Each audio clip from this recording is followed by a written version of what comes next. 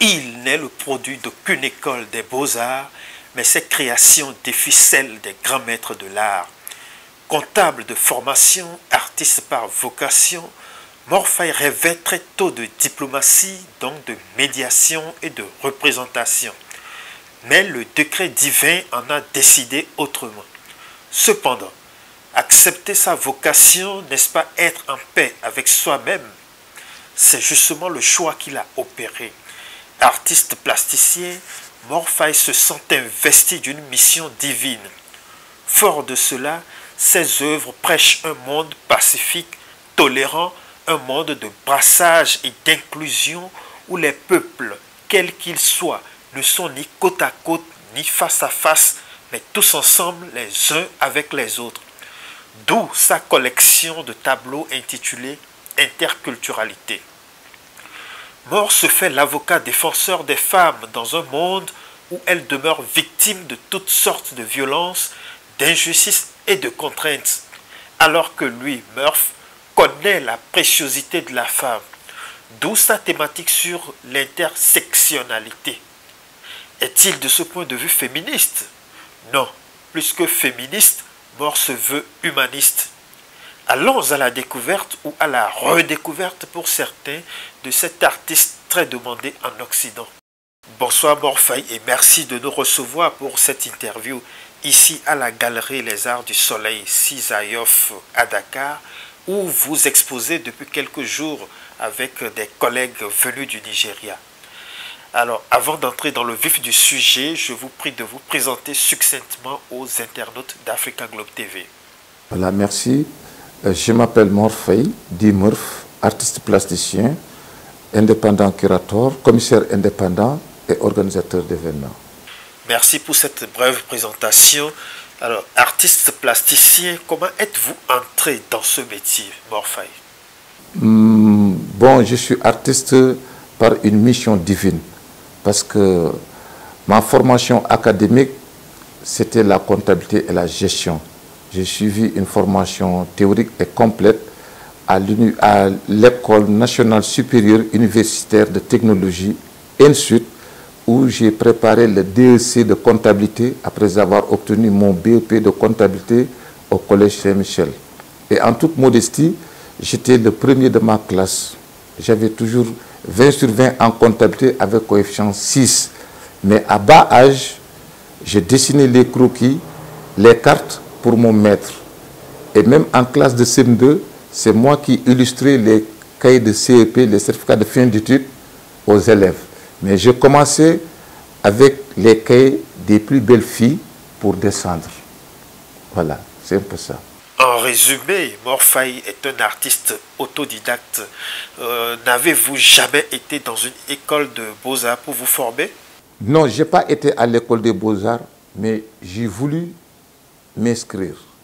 Mais en voulant m'inscrire, j'avais déjà gagné le deuxième prix du concours de l'année internationale de l'alphabétisation en 1991.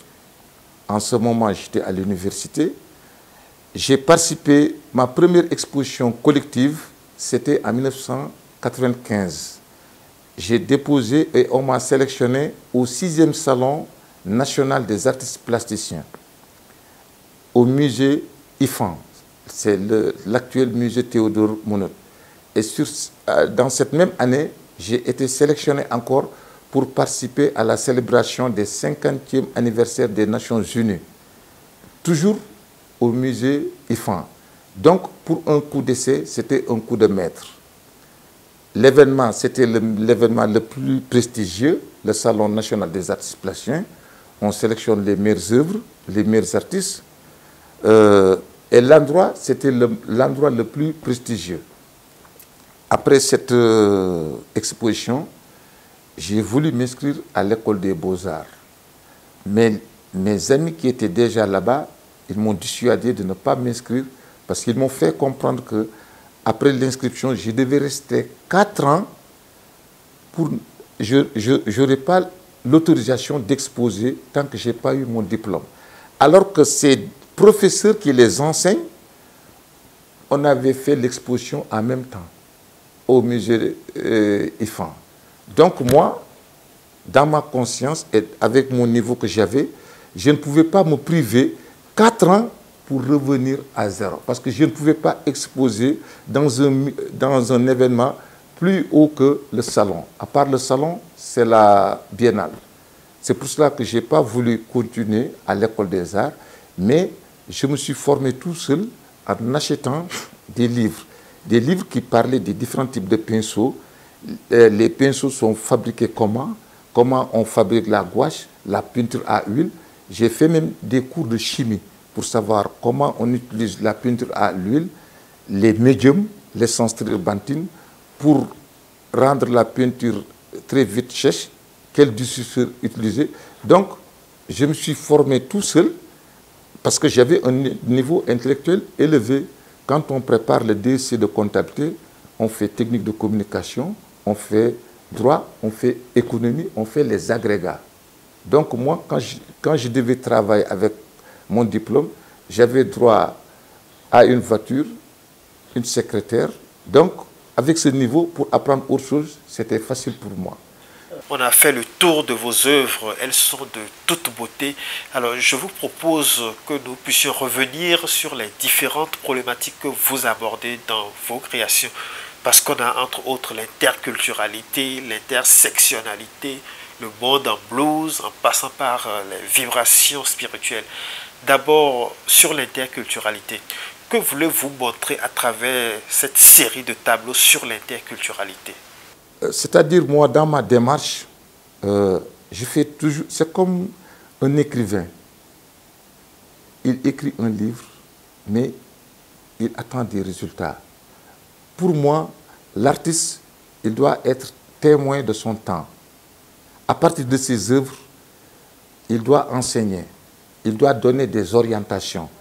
Parce que les politiques, ils ne donnent pas les bonnes orientations. Ce sont les artistes, après avoir analysé la société, faire des questionnements, qui doivent savoir ce qui se passe réellement et comment trouver des solutions et comment orienter. Ça, c'est une pensée philosophique, une sculpture sociale, c'est-à-dire comment orienter. Mais pour orienter les gens, il faut savoir ce qui se passe. Donc, en tant que baromètre de la société, l'art doit enseigner, il doit donner des remèdes. Et pour ce, moi, lorsque j'apprenais la comptabilité, je voyais que l'Afrique, toujours les clichés qu'on montrait, c'était la pauvreté, la sécheresse. Bon, lorsque j'étais enfant, je me disais que peut-être quand j'apprends la comptabilité, l'économie, je pourrais servir mon pays pour bien travailler et rendre mon pays riche. Mais après les études, j'ai compris que ce n'était pas ça. J'avais l'idée d'être un diplomate, mais Dieu m'a voulu un artiste. Peut-être c'est lié à mon parcours, parce que lorsque j'étais enfant, on a affecté mon papa au Sénégal oriental. Là-bas, il y avait une rencontre d'ethnies. Il y avait toutes les ethnies. C'est un point géographique où se croisent toutes les ethnies du Sénégal. Hein. Et on avait des champs. Quand je n'étais pas à l'école, j'étais au champ. Je voyais les gens qui cultivaient, qui chantaient et tout ça, les chants des oiseaux et tout. Ça m'a beaucoup influencé. Et j'ai vu que dans ce monde, pour qu'il y ait une paix, une harmonie, il faut une symbiose, il faut une communication entre les peuples. Il faut éliminer les barrières. Hein? Parce que ici en Afrique, on est tous des Noirs. Pourquoi Sénégal, Gambie, Mali, Nigeria, alors qu'on est tous noirs? Donc, ce sont ces idées qui me poussent à réfléchir pour voir comment les gens doivent s'unir. Mais pour s'unir aussi, on accepte quelque chose, on rejette quelque chose. C'est comme si on vous offre à manger. Vous pouvez être allergique de quelque chose, mais ça ne veut pas dire que ce que vous êtes allergique, ce n'est pas bon. Donc, si on parvient à avoir en commun ce qui est positif, là, c'est le décollage. C'est ce que j'appelle Voilà.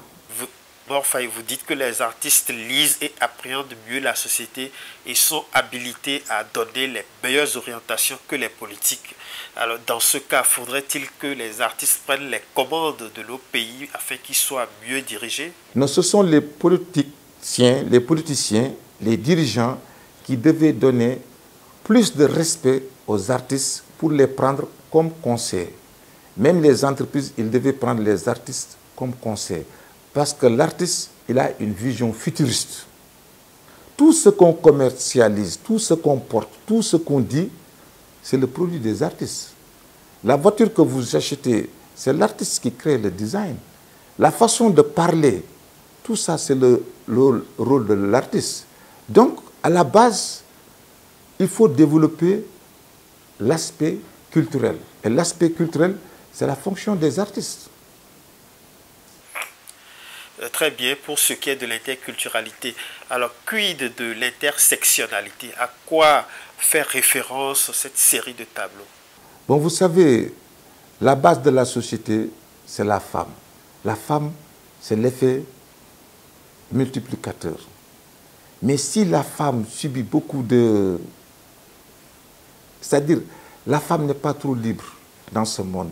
Même en Europe, on dit que la femme... Mais toujours, il y a beaucoup de contraintes, il y a beaucoup de charges. Donc, ces combinaisons de charges lourdes, ces combinaisons de peine, ces combinaisons de frustration, de souffrance, c'est ce que j'appelle intersectionnalité.